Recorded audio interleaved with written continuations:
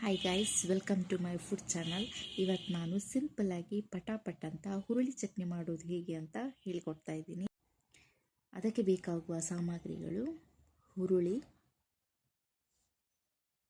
ತೆಂಗಿನ ತುರಿ, ಒಣಮೆಣಸು, ಕೊತ್ತಂಬರಿ, ಜೀರಿಗೆ, ಹುಳಿ, ಬೆಳ್ಳುಳ್ಳಿ, ಜೊತೆಗೆ ಉಪ್ಪು. ಸೊ ಬನ್ನಿ ಗೈಸ್, ವಿಡಿಯೋನ ಶುರು ಮಾಡಿ. ಫಸ್ಟ್ ಒಲೆ ಮೇಲೆ ಒಂದು ತವವನ್ನಿಟ್ಟು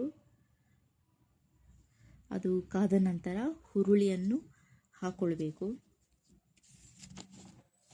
ಅದು ಚೆನ್ನಾಗಿ ಕೆಂಪಾಗಿ ಫ್ರೈ ಮಾಡ್ಕೊಳ್ತಾ ಇದ್ದೀನಿ. ಇವಾಗ ಚೆನ್ನಾಗಿ ಫ್ರೈ ಆಗಿದೆ. ಅದು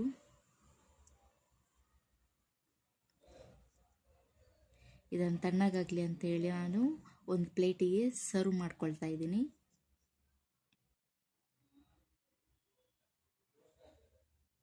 ನೆಕ್ಸ್ಟ್ ಒಂದು ಮಿಕ್ಸಿ ಜಾರಿಗೆ ನಾವು ತೆಗೆದಿಟ್ಟುಕೊಂಡಿರುವಂತಹ ಮಸಾಲೆ ಪದಾರ್ಥ,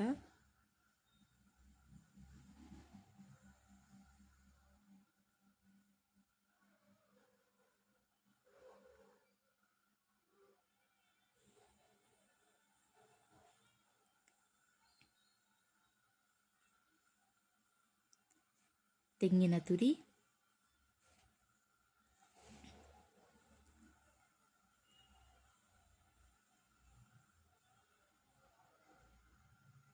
ಮತ್ತು ಹುರುಳಿಯನ್ನು ಹಾಕ್ಕೊಳ್ತಾ ಇದ್ದೇನೆ.